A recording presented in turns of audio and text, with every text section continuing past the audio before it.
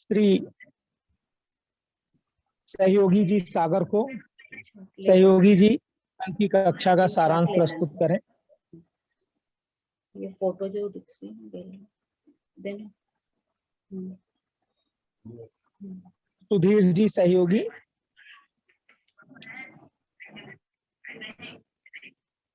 भाई सुधीर जी सहयोगी। सुधीर जी से आग्रह है कि वो अपने आप को अनम्यूट कर लें।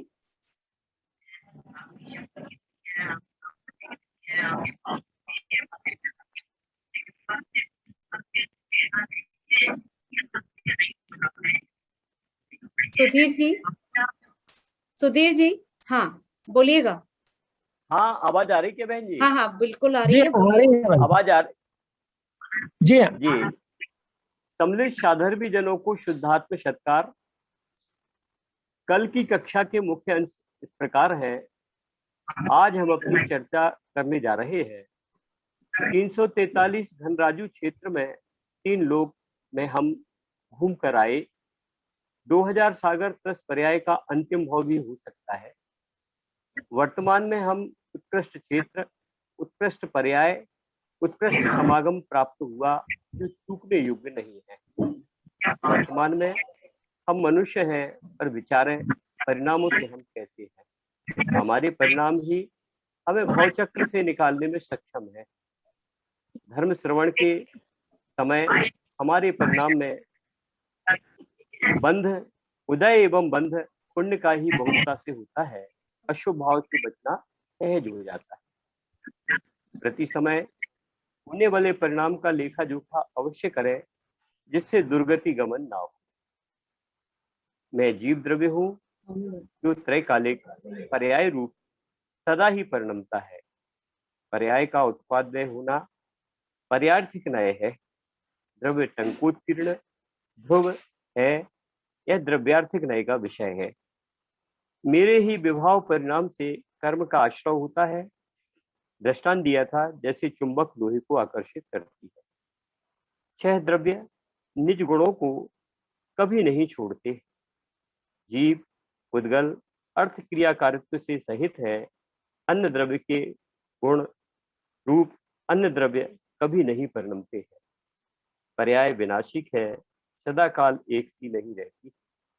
प्रति समय नवीन नवीन होती है। जिनवाणी का उपदेश मेरे लिए ही है, उस पर अमल करने कर मैं सुखी हो सकता हूँ। प्रत्येक द्रव्य अलग अलग है। शरीर उद्गल द्रव्य है। मैं जीव द्रव्य हूँ, अन्य द्रव्य में नहीं परिणमता। मैं चैतन्य चक्रवर्ती ज्ञान स्वभावी विश्व की अनुपम रचना हूँ।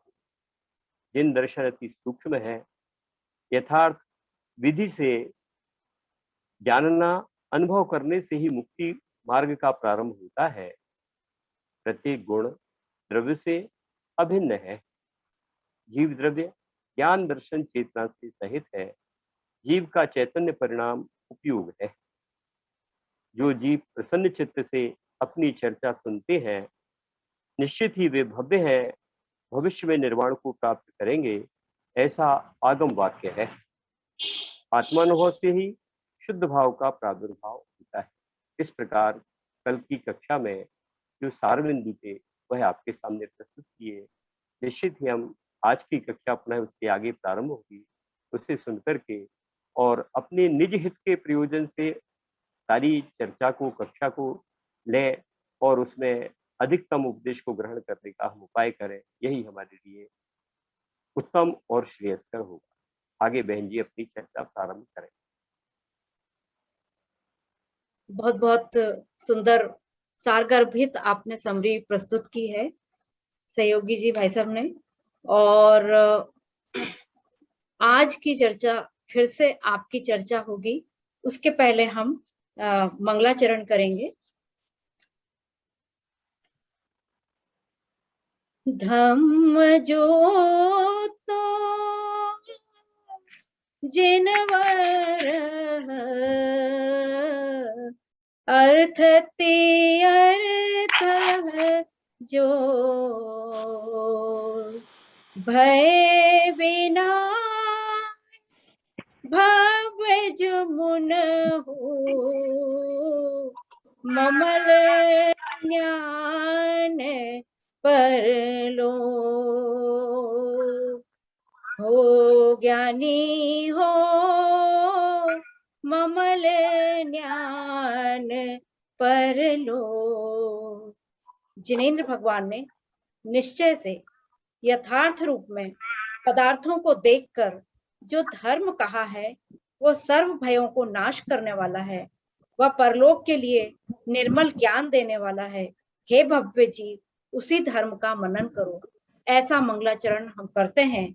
और आज की चर्चा, कल की जो आपका परिचय वाली चर्चा थी, उसके आगे हम बढ़ाते हैं।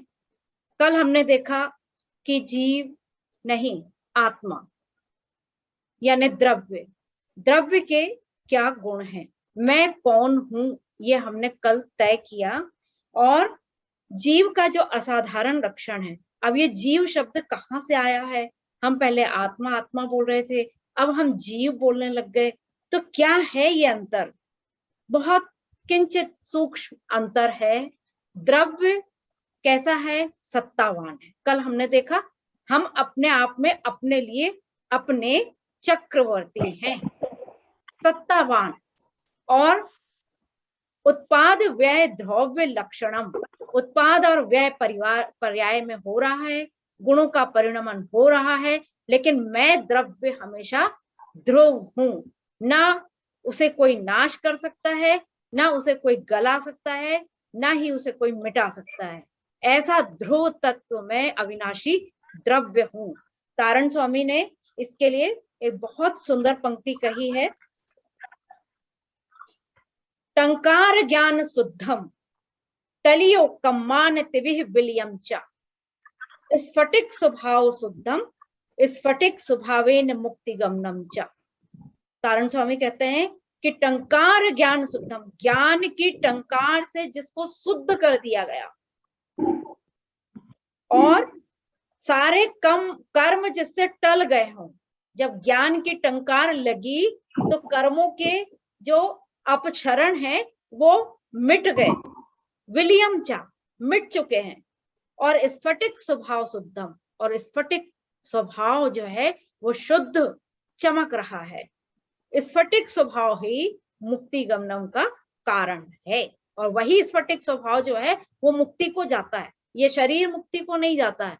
हम सोचें कि हमारा जो शरीर हमको वर्तमान में मिला है इतना सुंदर, हम उसके साथ मोक्ष चले जाएं, तो ये तीन काल संभव नहीं है, क्योंकि शरीर प्राप्त होना तो मोक्ष है ही नहीं। शरीर कब प्राप्त होता है? अभी हमने पहली कक्षा में लिया था ये वाली बात कि आत्मा कैसा है ये जानने के लिए हम दिखाते हैं कि देखो ये गाय, ये बकरी, भैंस, और ये चींटी, चीटा, झिंगुर और मनुष्य, बाल बच्चे, वृद्ध, स्त्री, बच्चियां, ये सब क्या है? ये आत्मा ही तो है। लेकिन संसार में जब वो आत्मा रहेगी तो बगैर शरीर धारण किए नहीं रहेगी, ऐसा हम कह आए हैं। और अब हम बता रहे हैं कि ये जो संसार में विचरण कर रहा है, अब इसको पहचानने का क्या लक्षण है? भाई आत्मा को तो हमने पहचान लिया, वो द्रव्य है। अब वो आत्मा ही जब संसार में क्या कर रही है? पर्याय ग्रहण कर रही है, तब हम उसको जीव शब्द से संबोधित करते हैं। जीव शब्द है और इस शब्द का अर्थ है आत्मा, और आत्मा द्रव्य है। ऐसा हम समझें तो जल्दी हमारे समझ में आए। तो वो जो जीव शब्द है, वो जीव क्या है? पदार्थ, मतलब एक पद है, जा में ई की मात्रा और व, ये पद है, और इसका अर्थ जो निकल रहा है वही जीव है। अब ये जीव कैसा है भाई? प्रश्न उठता है, ये जीव कैसा है? यानी मैं, जीव यानी मैं कैसा हूं? मेरा आग्रह है आप लोग सभी अपने वीडियो ऑन कीजिए क्या, कृपया। तो मैं जीव कैसा हूं? सभी लोग अपने वीडियो ऑन कीजिए, जिनके पास नेट अच्छा है सभी लोग कर लीजिए। तो जीव के अब हम दो लक्षण बता सकते हैं। एक कौन सा लक्षण है? एक है ज्ञान और दूसरा है दर्शन। अब आत्मा क्या क्या लक्षण था? चैतन्य, चेतना और उपयोग।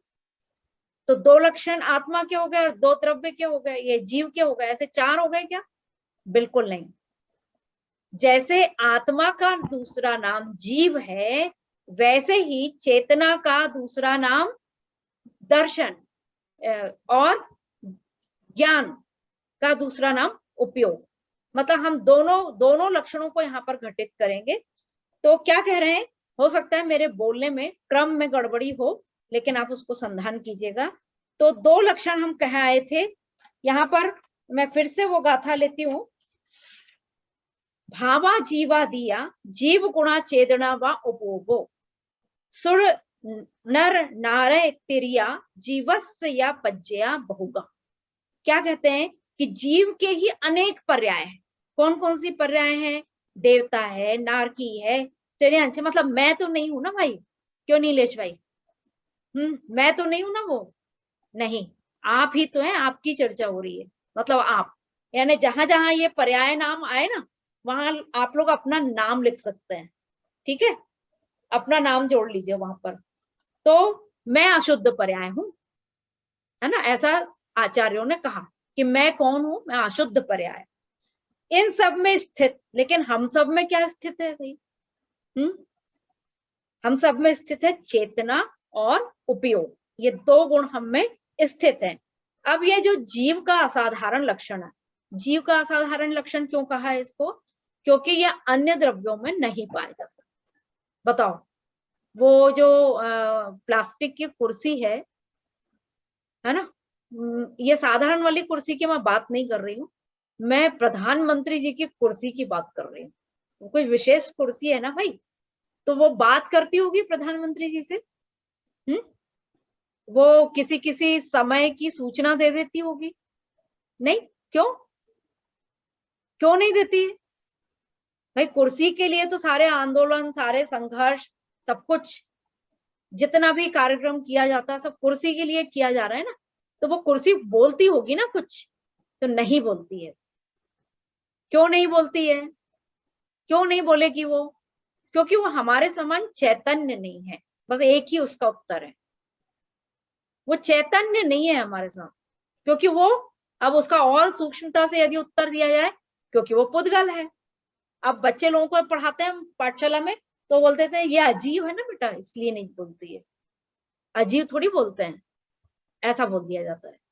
तो उसका ही एक नाम अजीव भी है। मतलब जैसे आत्मा का दूसरा नाम जीव, वैसे पुद्गल का दूसरा नाम अजीव। लेकिन अजीव में और कोई भी शामिल होते हैं, है ना, वो अलग विषय है, मैं फिर से लूंगी उसको बाद में। अभी देखिएगा, तो असाधारण लक्षण, क्योंकि अन्य द्रव्यों में वो लक्षण नहीं पाए जाते हैं, इसलिए उनको असाधारण कहा जाता है।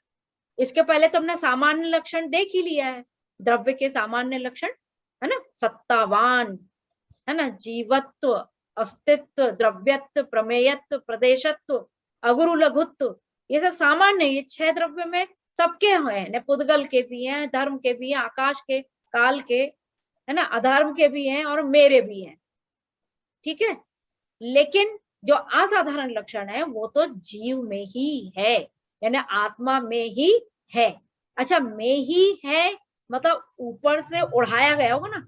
जैसे लड़कियां जो हैं, बच्चियां घर में सिलाई बुनाई कढ़ाई के गुण सीखती हैं, सीख रही हैं ना, कि जन्म से आ गए उनको, सीख रही हैं। तो वो गुण कैसे हैं? ओढ़े हुए गुण हैं, लेकिन उनका नाम गुण दे दिया जाता है व्यवहारने से। अभी हम जिन गुणों की बात कर रहे हैं, ये जन्म से नहीं, कब से है? जब से जीव है, जब से जीव है। अब जीव का आदि और अंत क्या है, ये तो हम नहीं कह सकते, कोई नहीं कह सकता, केवल ज्ञानी के ही ज्ञान में ये विषय है ना। तो जिसका आदि है ना, अंत है, जीव वो है। अब वो गुण भी कब कब से है भाई उनके साथ? बाद में आए होंगे, थोड़े दिन बाद? नहीं, जब से जीव है तब से वो गुण हैं। कौन से गुण हैं? चेतना और उपयोग। तो अभी हम सबसे पहले यहाँ उपयोग को लेंगे। अभी आप लोग, कल भी मैंने ये प्रश्न पूछा था कि जो क्लास हमारी चलती है विषय, इस विषय में जब आप सुन रहे हैं तब आपके मस्तिष्क में क्या विचार आ रहा है, या आपके हृदय में कौन से भाव उठ रहे हैं, आप उनको पकड़िए, उनको अनुभव कीजिए आप कि वो कौन से विचार हैं, कौन से भाव हैं, कैसे हैं, उनका स्वरूप क्या है। और वो जो भाव विचार स्वरूप है वही उपयोग है। वही क्या है? उपयोग है। यहाँ पर इसकी बहुत छोटी सी परिभाषा है कि चैतन्य का अनुसरण करके वर्तने वाला परिणाम उपयोग है। चैतन्य का, चैतन्य कौन है भाई? वो जीव है। अब ये चैतन्य शब्द कहाँ से आ गया? अभी तो चेतना चेतना बोल रहे थे, चैतन्य क्या हो गया? तो चैतन्य शब्द क्या है? ये भाववाची संज्ञा है, मतलब चेतना गुण वाला। चैतन्य का अर्थ क्या हो गया? चेतना गुण वाला। कौन? जीव। ये अर्थ निकालेंगे। तो जो चैतन्य है मतलब जीव का जो चैतन्य अनुसरण है, चेतना गुण के कारण उपयोग होता है। यदि चेतना ना हो तो बताओ उपयोग होगा या नहीं होगा? उपयोग तो होगा, क्योंकि चेतना कभी नष्ट होती नहीं है। क्यों नहीं होती है? तर्क करना है हमको, तो ये बिल्कुल पक्का कर लेना है, गांठ बांध कर पक्का करना है। और इसमें हम कहीं मतलब दृढ़ हो जाएं। कैसे दृढ़ हो जाएं? भाई चेतना नहीं होगी तो उपयोग होगा कि नहीं जीव में, बताओ। अच्छा, मैंने ये जो प्रश्न पूछा ना, ये पूरा गलत है ना? अभी आप लोग कोई मतलब उत्सुक नहीं दिख रहे हैं, मैं ही देती हूँ उत्तर। मैंने ये प्रश्न इसलिए किया है क्योंकि मुझे ये बताना है कि ये प्रश्न गलत है। क्यों गलत है? क्योंकि अभी मैंने इसके 1 सेकंड पहले आपको ये बताया है कि जीव के साथ उसके गुण हमेशा रहते हैं, तो चेतना नहीं होने का तो सवाल ही नहीं आता है। चेतना और उपयोग हमेशा उसके साथ है, इसलिए वो असाधारण लक्षण है, इसलिए वो जीव का लक्षण है। और जहां वो नहीं है मतलब वो जीव नहीं है। मान लीजिए कोई रोबोट आ जाए, मशीन वाला एक आने लगा ना, आदमी मशीन के बनने लगे हैं, सब काम करते हैं बहुत अच्छा। और अभी तो इतनी ज्यादा टेक्नोलॉजी विकसित हो गई है कि सोचने भी लग गया है वो, है ना? तो आप बोलोगे कि देखो वो तो काम भी कर रहा है, सोच भी रहा, उसके भाव परिणाम भी हो रहे हैं रोबोट के, तो क्या वो जीव बन जाएगा? बताओ, बन जाएगा क्या? नहीं बनेगा। क्यों नहीं बनेगा? क्यों? क्योंकि उसके कल पुर्जे निकाल देंगे, टूट फूट बिखर जाएगा, फिर ना तो वो सोच सकता है ना काम कर सकता है। क्यों? क्योंकि उसकी रचना किससे हुई है? पुद्गल परमाणुओं से हुई है, और पुद्गल तो जीव हो ही नहीं सकता है, पुद्गल का जीव में प्रवेश हो ही नहीं सकता। जीव का भी पुद्गल में प्रवेश अन्योन्यम न प्रविशन्ति, प्रवेश नहीं हो सकता। ये दृढ़ करना हमको, पक्का कर लेना है ना। कोई नींद से भी जगाए और बिल्कुल हम वेंटिलेटर पे भी हो मान लो, और कोई कहे कि देखो तुम्हारी चेतना तो है लेकिन उपयोग नहीं है, तो क्या हम उसको मानेंगे? बिल्कुल नहीं मानेंगे। मतलब उस स्थिति में भी, ऐसी स्थिति में भी हमारे मन मस्तिष्क में दृढ़ता होनी चाहिए कि मैं जीव हूं और मुझ में चेतना है और उपयोग है, बस, इसके अलावा कुछ नहीं। और जो कुछ होता है वो इसके आधार पर ही होता है।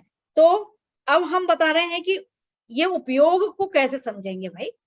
अब तत्वार्थ सूत्र में एक सूत्र आया, उपयोगो लक्षणम। जीव का उपयोग लक्षण क्या है? उपयोग है। हाँ, चेतना लक्षणम, है ना? हम लोग पढ़ते ना, चेतना लक्षणम, ऐसा एक स्तुति पढ़ते हैं। क्या है उसका मतलब? वो मेरी स्तुति है। हम किसकी स्तुति कर रहे थे भाई? वो मैं अपनी स्तुति कर रहा हूँ, है ना? क्योंकि चैतन्यता और उपयोग मेरा लक्षण है। अब ये जो उपयोग लक्षण है वो कैसा है? तो वो 2 रूप से जाना जाता है, एक दर्शनोपयोग और दूसरा ज्ञानोपयोग। अब ज्ञानोपयोग को हम पहले लेते हैं, दर्शनोपयोग को बाद में लेते हैं। वैसे तो सामान्य अवलोकन, जैसे अभी मैंने देखा, जैसे खोला मैंने स्क्रीन पे कौन कौन आए, एक सामान्य अवलोकन, हाँ कुछ लोग आ गए, ये क्या हो गया? सामान्य अवलोकन। अब मैंने देखा कि भाई वो संजय जी आ गए हैं, तारण सर आ गए हैं, पंकज भैया आ गए हैं, और इतने सारे नाम है मेरे सामने, सब आ गए हैं। तो ये क्या हो गया, विशेष ज्ञान हो गया, ये ज्ञानोपयोग हो गया। दर्शनोपयोग और ज्ञानोपयोग को समझने का एक साधारण सा ये तरीका है, विशेष तो इसका बहुत कुछ है। अब ये तय हो गया यहां तक कि मैं द्रव्य हूं और मैं टंकोत्कीर्ण हूं, सत्तावान हूं, उत्पाद व द्रव्य स्वरूपी हूं, चेतना और उपयोग लक्षण वाला हूं, ये हमने तय कर लिया। और अर्थ पद से विभूषित, मतलब मैं पदार्थ भी हूं, मतलब मैं जीव आत्मा द्रव्य हूं, मैं जीव तत्व हूं, और मैं जीव पदार्थ भी हूं। ये तीनों मैं हूं, मेरी चर्चा हो रही है, मेरी मतलब आपकी भी चर्चा हो रही है। तो ये बिल्कुल तय हो गया। अब ये जो जीव तत्व है, अब वो कितने तरह से दिखाई देगा हमको संसार में? 3 तरह से दिखाई देने वाला है। एक अशुद्ध गुण सहित दिखाई देता है, एक सद्गुण सहित दिखाई देता है, और एक सहज पर्यायों के साथ दिखाई देता है। 3 रूप में वो हमको दिखाई देता है। अब ये बहुत कठिन शब्द है, लेकिन मैं सरल रूप में आपको बताती हूँ, क्योंकि हमको अपने को समझना है। इन सब से रहित, ये जो 3 रूप बताए हैं, इन सब से रहित जीव तत्व है। इसलिए तत्वों के नाम के आगे क्या लगाया जाता है? प्रयोजन भूत।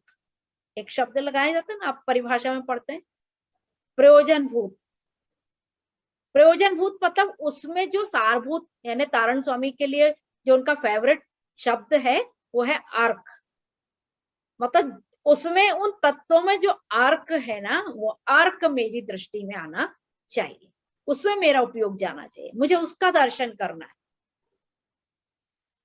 अब आप इसकी परिभाषा पे जाएंगे कि चैतन्य के अनुसरण करने वाला परिणाम उपयोग है।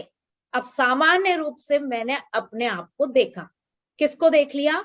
मैंने द्रव्य रूप में अपने आप को देखा, मैंने पदार्थ रूप में अपने आप को देखा, और तत्व रूप में अपने आप को देखा। कैसे देखा है मैंने? अभी सामान्य रूप से देखा है।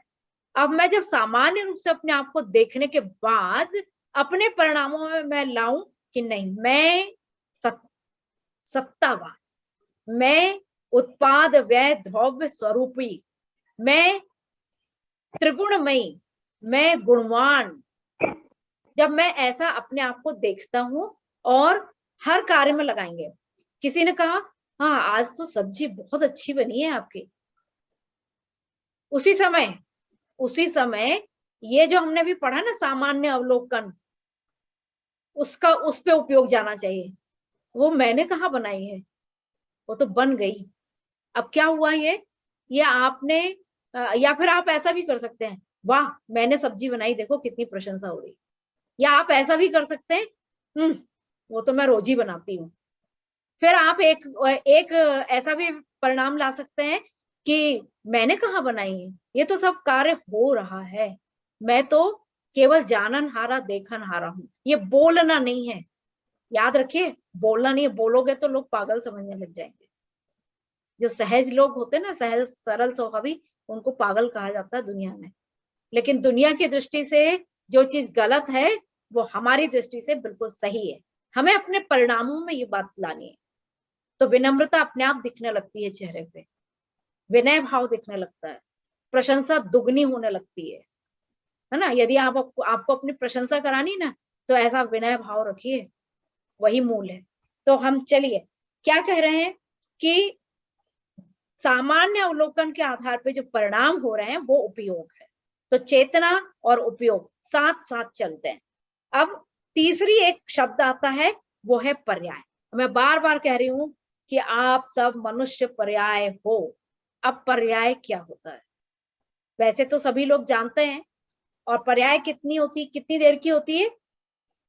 समय के 1000वें भाग की पर्याय होती है। हाँ, कोई बोलेगा नहीं हमारी नानी तो अभी 94 साल की उम्र में उनका देह विलय हुआ, तो उनकी पर्याय तो भैया 94 साल की थी। नहीं, पर्याय कैसी है? क्षणवर्ती। कार्ल मार्क्स ने भी ऐसा ही सिद्धांत दिया है, लेकिन मैं अभी वहां नहीं जाऊंगी। अभी तो हमारा जैन दर्शन इतना वैज्ञानिक दर्शन है कि उसके सामने सारे दर्शन अछूते हैं। जहां सारे दर्शन खत्म होते हैं वहां से जैन दर्शन शुरू होता है।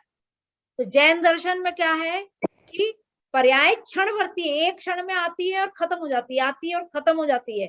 तुम पकड़ के मत बैठो, नदी के पानी जैसी बहती है वो। अब कोई बच्चा यदि जिद करे कि मुझे तो वही वाला पानी चाहिए जो 1 घंटे पहले बह गया, तो दे सकते हो क्या? नहीं। जो पर्याय आकर निकल चुकी है उसको पकड़ पाओगे क्या? आप पकड़ते हो, लेकिन मैं भी पकड़ती हूँ। कैसे पकड़ते हैं? जैसे मान लीजिए बाजू वाले के घर में अच्छा मकान बन गया और हमारा तो नहीं बना था, लेकिन हमारे मायके में बहुत अच्छा बना। तो हम उससे क्या बोल रहे, हमारे यहाँ भी भाई 25 साल पहले मकान बना था बहुत सुंदर। क्या किया हमने? पर्याय को पकड़ लिया, 25 साल पहले वाली। ऐसे पकड़ते हैं हम, हाँ? और उसको पकड़ कर चलते हैं, और उसको पकड़ कर जो परिणाम हम करते हैं उसके कारण आगे की पर्याय भी हमारी तय होते जाती है। हम ही तय कर रहे हैं उसको। तो पर्याय, अब पर्याय की परिभाषा यहाँ दी है, परिसमन्तात् भेदमेति गच्छतीति पर्यायः। कठिन शब्द है, लेकिन बता रही हूं कि सर्व ओर से जो भेद को प्राप्त हो उसी का नाम पर्याय। अब ये पर्याय किसकी होती है? आत्मा की, जीव की, चेतना की, उपयोग की, दर्शन की, ज्ञान की? किसकी होगी पर्याय? भाई द्रव्य की तो नहीं हो सकती। द्रव्य की क्यों नहीं हो सकती है? क्योंकि द्रव्य तो कैसा है? ध्रुव है ना। अच्छा, हो सकती है कि नहीं, ये इस पे विचार करना। यदि द्रव्य की पर्याय होगी तो द्रव्य बदलता जाएगा ना, लेकिन नहीं होता, वो तो हमेशा ध्रुव रहता है ना, ध्रुव रहता है वो। अब पर्याय किसकी होती है? गुणों की पर्याय होती है। जो उसके गुण होते हैं ना, जैसे आपने सोने का टुकड़ा लिया, स्वर्ण का, गोल्ड का टुकड़ा लिया। अब वो जो टुकड़ा था उसको आपने, जब वो टुकड़ा आपके हाथ में आया तब क्या बना था? वो गोल्ड था, शुद्ध, उसमें कुछ मिला हुआ नहीं था। फिर आपने उसका हार बना लिया, फिर आपने उसका क्या बना लिया? चूड़ी बना ली, कुछ भी बना लिया, ढेर सारा बनता है। तो ये सब क्या है? गोल्ड बदल गया क्या? गोल्ड बदल गया होगा ना? नहीं, गोल्ड तो गोल्ड ही है, लेकिन उसके रूप में परिवर्तन हो गया। जिसको रूप, उसका जो गुण था उसमें परिवर्तन हो गया। मतलब गुणों में ही परिवर्तन होता है, गुणों में परिणमन होता है, वही उसकी पर्याय है। अब इसमें बता रहे हैं कि जीव तत्व सभी सद्गुणों सहित विलसता है। सद्गुणों के साथ दिखाई देता है जीव तत्व। अभी हम तत्व की बात कर रहे हैं। और अशुद्ध गुणों के साथ भी हमको दिखाई देता है। कैसे? जैसे सिद्ध परमात्मा जो है वो कैसे हैं? शुद्ध गुणों के साथ है, विशुद्ध गुण है उनके। और हमारे कैसे हैं? हमारे कैसे गुण है भाई? हमारे अशुद्ध गुण। तो हम अशुद्ध रूप से परिणमन कर रहे हैं, मतलब हमारी पर्याय कैसी हो गई? अशुद्ध पर्याय हो गई। और जो मोक्ष जाने वाले जीव हैं, चले गए हैं, सिद्धालय में विराजमान है, उनकी पर्याय कैसी है? वो शुद्ध पर्याय है। तो पर्याय का भी भेद है। अब उसमें जो भेद है, हमें तो उसके कारण तक पहुंचना है। वो भेद क्यों है? क्यों है वह भेद? और ये पर्याय होती क्या है? इसका परिणमन क्या है? क्यों ये परिणमन होता है? एक जैसा क्यों नहीं रहता? कल भी मैंने ये आखिरी में प्रश्न किया था कि ऐसा क्यों नहीं नियम बना दिया गया कि द्रव्य द्रव्य ही रहेगा, उसके गुणों में परिणमन नहीं होगा? ऐसा क्यों नहीं बना दिया गया भाई? ऐसा बना दिया होता तो सारे किस्से ही खत्म हो जाते। हमेशा वो शुद्ध रहता, उसकी कोई पर्याय ही नहीं होती, हमेशा वो मोक्ष में रहता, वो संसार में आया क्यों? ये सारे प्रश्न अभी हमारे सामने। तो पहले हम पर्याय को समझें कि जो सर्व ओर से भेद को प्राप्त हो। सर्व ओर से हर चीज की पर्याय होती है। ज्ञान की पर्याय, दर्शन की पर्याय, चेतना गुण की पर्याय, ज्ञान गुण की पर्याय, सब ओर से जो भेद को प्राप्त होता है वो क्या है? पर्याय। अब ये जो पर्याय है वो क्यों है? प्रश्न छोड़ा था मैंने कि द्रव्य पर्याय से विहीन क्यों नहीं है, तो उसका क्यों का उत्तर ये है कि द्रव्य का एक लक्षण हम देख कर आए हैं जिसको हमको पक्का करना है, बिल्कुल अटल। उत्पाद व्यय द्रव्य स्वरूपी, केवल ध्रुव स्वरूपी नहीं है वो, उत्पाद व्यय द्रव्य स्वरूपी है। तो उत्पाद और व्यय तो होगा। तो भाई सिद्ध भगवान जो सिद्धालय में विराजमान है, जिनकी पर्याय शुद्ध हो चुकी है, क्या वो उनमें उत्पाद और व्यय हो रहा है? बिल्कुल हो रहा है। लेकिन उनकी जो ज्ञान गुण की पर्याय है वो कैसी होती है? शुद्ध शुद्ध शुद्ध शुद्ध शुद्ध, शुद्ध से ही जन्म और शुद्ध से ही खत्म, उत्पाद भी शुद्ध से और व्यय भी शुद्ध में। लेकिन हमारा जो उत्पाद और व्यय हो रहा है वो कैसा हो रहा है? अशुद्ध अशुद्ध अशुद्ध अशुद्ध, ऐसा हो रहा है। और यही एक कारण है जिससे हम संसार में हैं और वो सिद्धालय में विराजमान, ये कारण है। अब इस कारण का निराकरण हमें करना है, मतलब आपको भी ये करना है कि आप संसार में रहना नहीं चाहते, और मुझे भी यही करना है कि मैं संसार में रहना नहीं चाहता। और कोई यदि रहना चाहते हैं तो हैंड रेस करें कृपया। कोई नहीं करेंगे? हाँ। तो कोई नहीं चाहता। सच्चा सुख तो सभी लोग चाहते हैं, अतीन्द्रिय सुख तो सभी चाहते हैं।